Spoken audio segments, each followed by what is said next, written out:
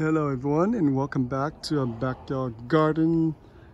Well, this is our second video, follow-up to our previous video on the fall cleaning video. So today I want to show you what we have done so far, this week, cleaning up the yard, removing a lot of dead plants, and get ready to plant for the fall season and just prepping up the soil. But first, let me start with this tree here, the longan tree. If you look at, I think 2 videos back on the longan tree, the plant was pretty heavily, fruit, and then now, as you can see here, nothing here because we trimmed pretty much everything off here. So even 2, 4, 5 feet here, we completely prune them off. So now this tree is pretty well pruned now for the season, so we can rest a little bit. So we go into the winter season, and by spring it will produce a lot of new shoots, new branches like this right here, and only the new branches will produce the fruit. So most viewer or even some novice people that grow tree or gardener ask me, how do I prune tree? And they're very hesitate. I always sense the hesitations in the voice, and I always sense that people in general are very hesitant to prune tree. For one reason, because they don't know how, and two, they're just afraid that they might kill the tree. So let me really go through it really quickly. In terms of guideline, there's no strict methodology in how to prune a tree, but here are some of the guidelines. All right, now the first guideline is, if you have a tree like this and if you don't know what to prune, you will not kill it unless you completely chop off the entire tree.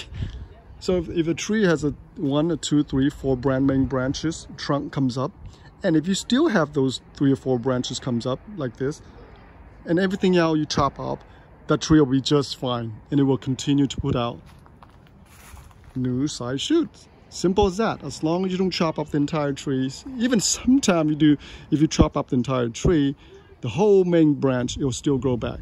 But that'd be very very stupid to do that, because it will take forever for the tree to grow new branches, right? So obviously you don't do that. So now you have, for example, this one here, you have 1, 2, 3, I consider this 2 main branches, and from the 2 main branches you'll branch out into more. So anything from the peripheral, from the side, you just prune them off. That's one guideline. And the second thing is, if a branch that already produced the fruit this season, you need to prune them out. Simple as that. The flower will not bloom again, will not flower again on the same branch. Just simple as that, right? So only a new branch, new shoots will produce flowers. The one that already produced a fruit, they're just there, wasting the energy of the tree. So just chop them off. Allow the new shoot to come out. Another thing is that in the middle of the tree here, you want to prune off some of the branches in the middle to allow a lot of air circulation, to allow the sunlight to come into the middle. Because typically in the middle of the tree, there won't be much fruit. The fruit production is really heavy, really productive. It's on the peripheral, on the side, especially low-hanging on the side. That's where most of the fruit. On the top tip of the tree, usually there are some fruit, but they're not very good fruit. They're very small and tiny fruit. And all this is based on my observation and my experience from both of this tree. They have the same pattern, same way of how they develop. So you can see from experience, and you can pretty much observe from experience. And after you've done this for a while, you don't need to read any book. You just observe the tree, how it grows, and then how you're going to treat it and how you're going to prune it. Okay, so prune off some of the tree, prune off some of the branch. If the branch in a way, if it's sticking to your rooftop, yeah, prune them off. You don't need them. Prune off some of the middle branches and prune off the one that already produced fruits. Simple as that. There's no way you can kill a tree by pruning. You actually help the tree by cutting off some of the the branches that are maybe infected with something, disease, and the branches that already produce a fruit, that branches only take up energy, only be a burden to that tree. So cut them off. All right. So did we go through everything pretty much? This is a guideline. Again, it's not a rule of thumb, but it's really a guideline.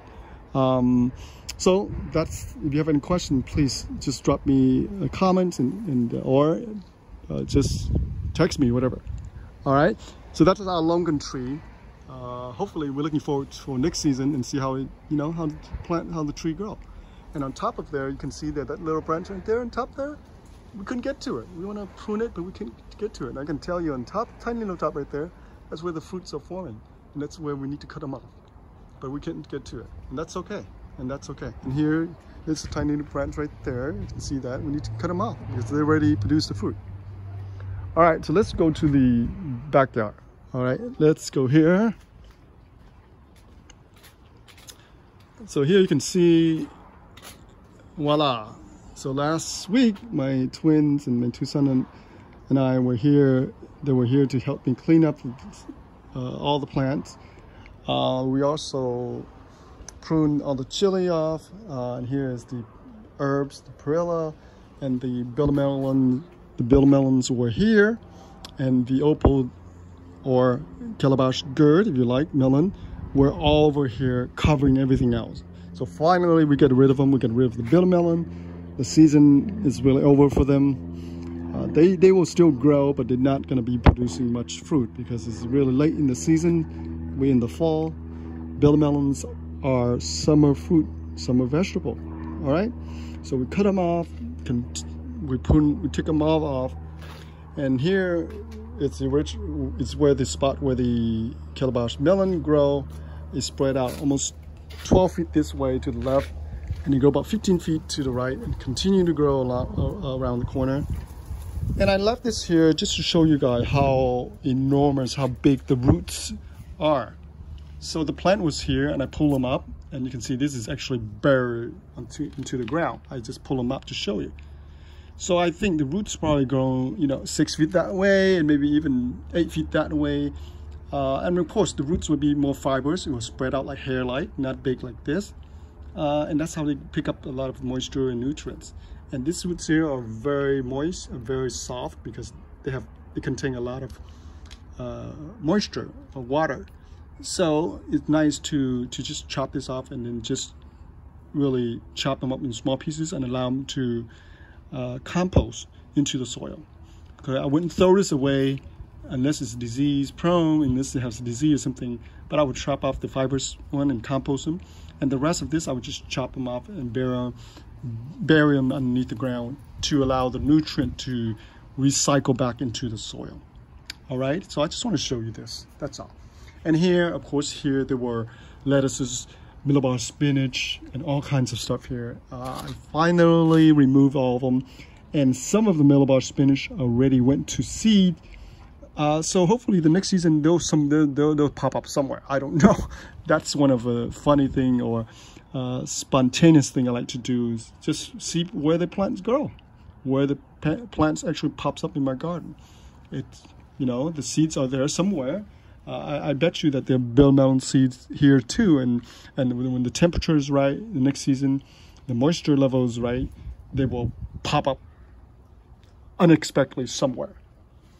All right, so and again, you still see some remnants here of the millibar spinach, and the opal plant was climbing over the fence, over the trellis, over somebody's rooftop. And here we have the perilla, the herbs, and the basil. And I still, I left one of the millibar spinach to show you here, and here's some of the Khitan basil. And look at the trellis here. Completely bare, right? Now you can see the whole trellis in one big old panoramic, not panoramic, but here around the circle here. Let me go around like this. Look, that's 5, 10, 15, 20, 30 feet up to here, and go around the corner here. Voila, 20 something feet down there. So completely surround my back yard with about 2.5 to 3 feet of soil. That's it. Not very much of soil, but I know you can do it. I know you can plant a whole bunch of stuff if you were to put some time into it. You can plant a lot of stuff, even with a little patch of soil like this. All right, so we go down here. There were cherry tomatoes here. There was some bitter melon here, and there were my grapes tomatoes were here, and then some green onion here. So I finally removed all of them. And the bitter melons were here. They were still growing. They were still producing fruits, but the fruits are tiny because, like I say, the season is officially over for the summer vegetable. All right, even though California, we have beautiful weather now. It's about 70+ degrees. But they're not growing. Oh, hi, here you go, one of my boys. Hi, you got a new haircut. Say hi. Hello, everybody. Well, thank you for helping Daddy cleaning up the yard. Right? You did very well. You were helping me, huh? You were helping what? Pulling the vines? Pulling up these sticks too. Oh, okay, And, cleaning up. And cleaning up yesterday. Yeah, yesterday and today, right? Because in the season. Oh, end of the season. That's right. So we're pulling up a lot of vines here. Well, thank you. All right, well, thank you. I appreciate that. Okay. All right, let's continue with videos. Here were the bitter melons, as I was saying. And here were the red millbar spinach. And you can see, look at this. Look at this. Tiny. It's useless. All right. Look at it. You can see some of them right there. So all of them will go to compost. And here were the red millbar spinach, and as you can see, there are seeds here. Look at that, there are a whole bunch of seeds here. And all the seed will be spill over to the ground, and eventually they'll probably germinate next season. Who knows? And we'll get some plants, and from there we'll transplant them somewhere. And finally, we get to the corner here.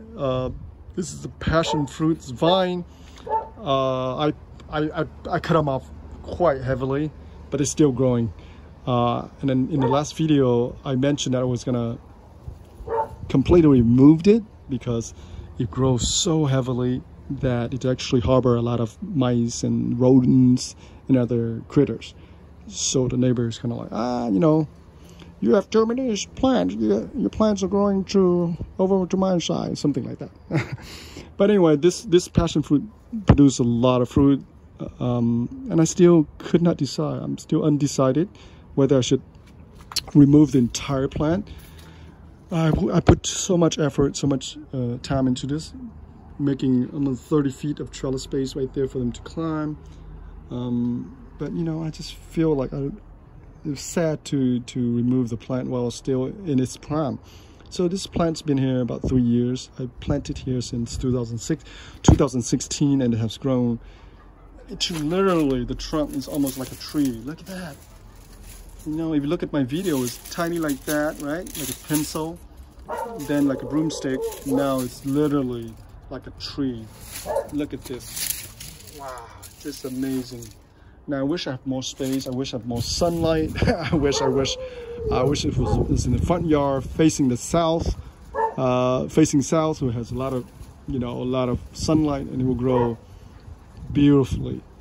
But this is all I can do. This is the best we can do, and I don't own the property. But anyway, I don't want to kill it.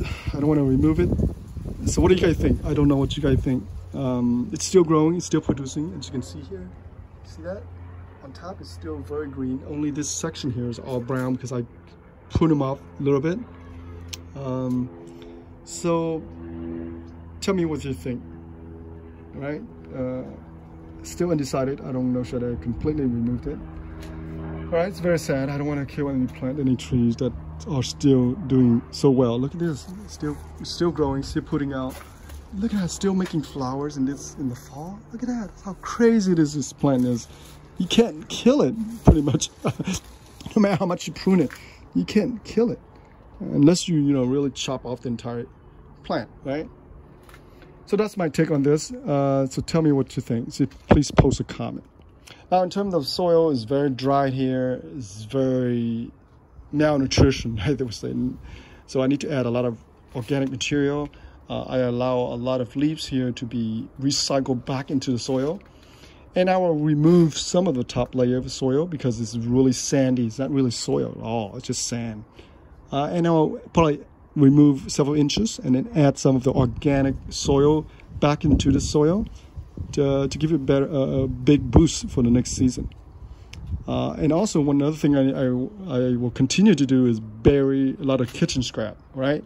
Organic material, anything that I use in the kitchen, I will bury it here, organic material, to feed the worms and to feed the microbes and to continue to help the soil grow its micro activity. All right, and you have to do that if you're going to grow organically. You have to have organic material in the soil to feed the worms so the nutrients level will be there, so the micro activity will continue to develop even though you're not growing anything at all during the winter. In California, we have the advantage because the weather is nice and mild. It's warm, like this sunny sky now today. So the environment that the microbes live underneath the soil will continue to be fertile. They will continue to multiply and continue to break down the scrap and turn into valuable nutrients for the plants to uptake. All right, so that's it for the video for today. I think I've been rambling on too long, but I really appreciate you guys checking in with me. Thank you for watching the video, and we'll continue to make more video for you. Oh, by the way, look at this. This is a chili plant on the side. See, like I say, I don't like to remove plant if they don't bother me. If they're not in the way, I just leave them, even though it's on the side of the house. And look at that. Without any care, they just pop out and creep out from the corner there without any soil, and they produce a whole bunch of tiny little fruit here. I dub it the Christmas tree chili because it produces a lot of nice yellow, orange, and red and green, and a little bit of black chili. All right, it's amazing. I have this plant in my old house. It's just kind of beautiful, I think, right? So I leave it there. All right, so that's it for our video for today. Thank you for watching, and please post a comment for me, and we'll see you back. And by the way, you can actually start your fall season garden now. So we probably trying to put in some of the vegetable, like maybe lettuces. I'm probably going to seed some of that next week or this week because the weather is nice and warm. But the nighttime temperature can dip down to 60, which is nice and cool. So the herbs would do pretty well. The lettuces would do well. No fruit bearing, obviously. Anything that grow fruit is summer. So obviously anything that leafy, you can actually start growing pretty much now. Up until, now is the time to do it. Alrighty. Well, thank you for watching, and I hope to see you back again. And bye. Please subscribe to our channel and so we can continue to bring the video to you. And thank you. Have a good day.